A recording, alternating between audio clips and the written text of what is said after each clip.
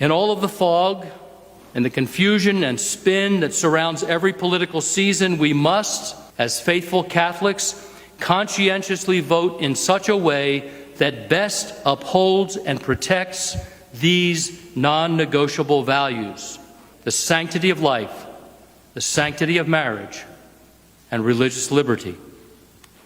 Joe Biden is unabashedly pro-abortion.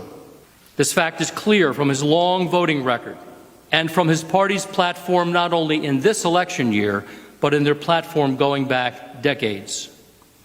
He and they support abortion for any reason or for no reason, right up to and even beyond the moment of birth. He and they opposed the effort in Congress to pass legislation requiring doctors who perform abortions to provide medical care to babies who survive the abortion, opting rather to let such babies simply die. He and they are pushing for the repeal of the Hyde Amendment, an action which would force all American taxpayers, including you and me, to fund abortions, to pay for them. The Democratic Party has become the party of death, and Catholic Joe Biden is their standard bearer. Joe Biden opposes the Church's teaching on the sanctity of marriage. While he was vice president, he publicly endorsed same-sex marriage in 2012, 3 years before the Supreme Court ruling. And in 2016, while still the vice president, he officiated over the wedding ceremony of 2 men. A Biden presidency would be a danger to our already dwindling religious liberty.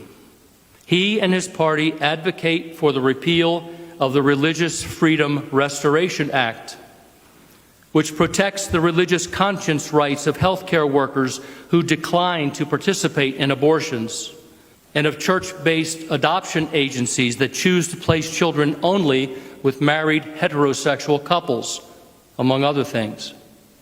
Biden is also on record committing to restoring the Obamacare mandate, requiring religious ministries and orders like the Little Sisters of the Poor to provide contraceptive and abortifacient drugs to their employees, despite the fact that that is a direct violation of their faith conviction and of church teaching. And by the way, on the subject of religious liberty, Joe Biden is on the record as saying that as president, he would not hesitate to reinstitute a nationwide pandemic lockdown if the science demands it. Undoubtedly, such a lockdown would once again close our churches. Let me remind you of what it was like for us to have no public masses and no sacraments for 11 weeks this past spring.